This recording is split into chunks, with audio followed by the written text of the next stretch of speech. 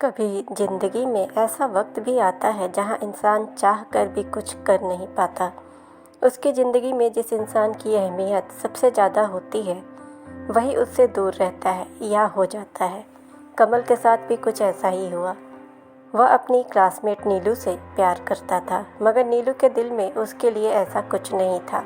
फिर भी उसने उससे कभी साफ साफ नहीं बताया, बल्कि अपने लटकों झटकों से बांध रखा, दिखाती ऐसे जैसे कि वो भी बहुत प्यार करती है कमल से। बेचारा कमल तो उसके प्यार में आकंठ डूबा हुआ था। उधर रितिका कमल से प्यार करती थी, पर कभी इजहार नहीं किया। वो जानती थी कि कमल नीलू के प्यार में पागल है, इसलिए अपने जज्बात भीतर ही भीतर दबा कर रखे। एक दिन नीलू अपनी सहेलियों के बीच मज़े ले लेकर ठहाके मारती हुई कह रही थी, कमल से प्यार और मैं माय फुट। अरे यार, उसके मुंह से लारें टपक रही हैं। तो मैं क्या करूं, दीवाना है मेरा। बस मज़े लेते हैं, टाइम पास हो जाता है और क्या। इतनी देर से रितिका सुन रही थी, बोली, यह तो गलत है नीलू, इस तरह किसी की भावनाओं से खेलना। अगर तुम प्यार नहीं करती हो तो प्यार का यह ढोंग क्यों? तुझे क्यों हो रही है इतनी तकलीफ़? इतना ही दिल दुख रहा है तो तू ही चली जा उसकी आगोश में। नीलू, संभल जा, अभी भी वक्त है, पछताएगी एक दिन। उसने ऐसे कहा, इस तरह की बेहुदा बातें करके तू अपना ही मान घटा रही है। फिर किसी के दिल से खेलना कहाँ तक उचित है? जरा इस पर विचार करना। इतना कहकर रितिका निकल गई। उसे कमल के लिए बड़ा खराब लग रहा था। उसे यह सच्चाई बताना चाहती थी, पर कैसे? भला कमल इसकी बातों पर क्यों भरोसा करेगा? वो तो नीलू के प्यार में डूबा हुआ है। अब वो करे भी तो क्या, उसको भरोसा दिलाए भी तो कैसे? फिर भरोसा भी तभी तो करेगा जब उसकी बात सुनेगा। इधर कमल के साथ प्यार का नाटक और साथ ही विकी के साथ भी प्यार की पिंगे लड़ा रही थी। जाहिर है दिल से विकी की थी। उसके साथ घूमती फिरती मज़े करती, लेकिन कमल को भी लटकाए रखा हुआ था। कमल देख कर भी कुछ नहीं देख पा रहा था कि कुछ अरसे बाद विकी के साथ अपनी शादी का कार्ड ला कर देती है तो कमल पर गाज गिर जाती है। बेचारा कुछ बोल ही नहीं पाता है, बस फटी फटी आंखों से उसे देखता रह जाता है। डबडबाई आंखें और भरे गले से इतना ही बोला, तुम विकी? हाँ विकी, प्यार तो उसी से करती थी, करती हूँ और करती रहूँगी। फिर वो क्या था? Time pass. सुनकर कमल एकदम हैरान रह जाता है। संसा कुछ बोल ही नहीं पाया। इतना बड़ा धोखा, यही बातें पहले ही कह देती। नीलू की इस बेवफाई का उस पर इतना गहरा असर हुआ कि वो तन मन से बीमार पड़ गया। कॉलेज भी पिछले 2 महीनों से नहीं गया था। प्रोजेक्ट और एग्ज़ाम वगैरह सब धरे रह गए और वो उसकी बेवफाई से उभर ही नहीं पा रहा था।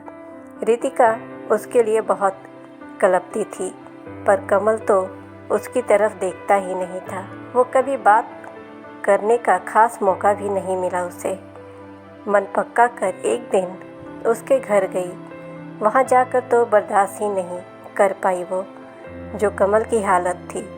रुलाई रुक ही नहीं रही थी, इसलिए कुछ बोल भी नहीं रही थी। बस गंगा यमुना होती आँखों से कमल के चेहरे को ही देखी जा रही थी, लेकिन सब धुंधला हो रहा था।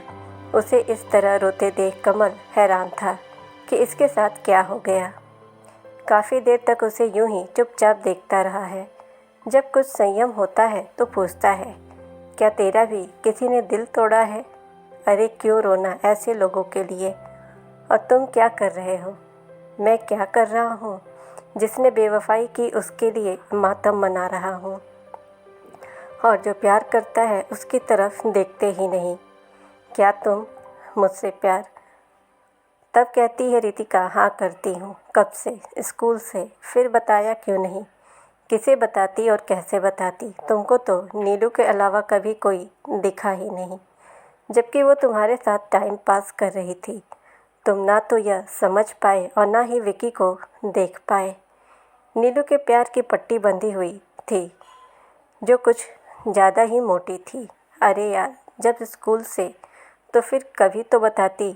नीलू तो मेरी ज़िंदगी में बहुत बाद में आई, लेकिन मैं तो तुम्हारी ज़िंदगी में शुरू से था। बताती तो सही।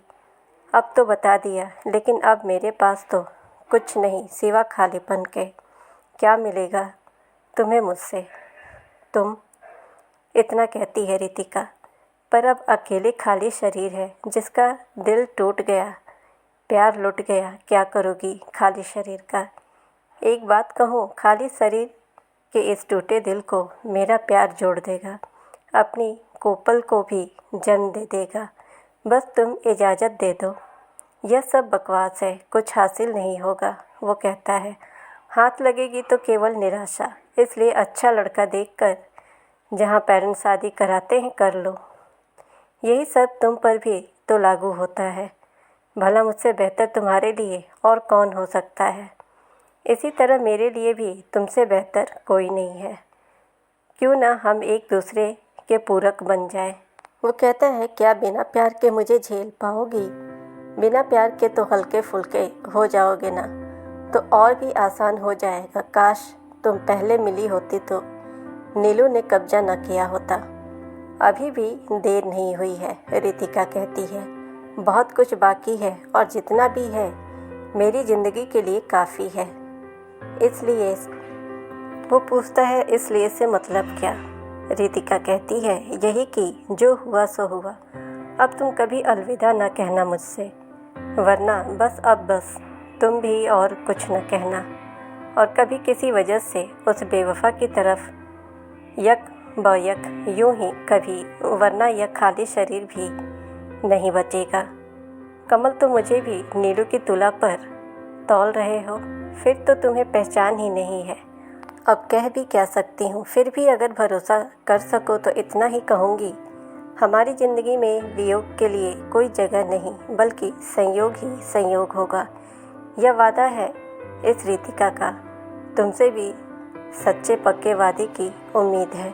कहते कहते रितिका का गला भर आया और कमल ने बिना कुछ कहे अपनी बाहें फैला दी, मानो यही उसका पक्का वादा था, जहाँ विश्वास और टाइम पास के लिए कहीं कोई गुंजाइश न थी।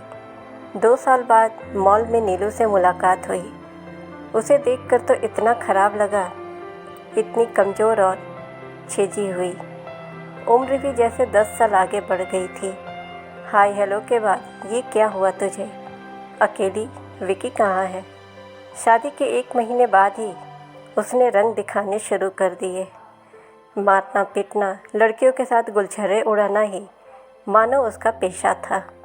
मेरे पापा का बिजनेस भी अपने नाम करवाने के बाद मुझसे तलाक मांग रहा है, लेकिन मैं भी नहीं दूंगी। उसने मेरे साथ टाइम पास किया था, मेरी दौलत के लिए इकलौती जो हूँ। खैर, तुम्हारे साथ मैंने जो किया उसका फल तो मिलना ही था। वाकई प्यार कोई खेल नहीं है और ना ही टाइम पास। अब पूरी शिद्दत से समझ रही हूँ, लेकिन आई एम सॉरी। और वहाँ से निकल गई। कमल रितिका सोच रहे थे उसके टाइम पास के बारे में। फ्रेंड्स, अगर आप चैनल पे नए हैं तो चैनल को सब्सक्राइब करें, नोटिफिकेशन बेल दबाएं ताकि हमारी हर कहानियाँ आप तक पहुँचती रहें। और इस कहानी को ज़्यादा से ज़्यादा लाइक और शेयर करें। मिलते हैं ऐसे ही इंटरेस्टिंग वीडियो के साथ। Thanks for watching.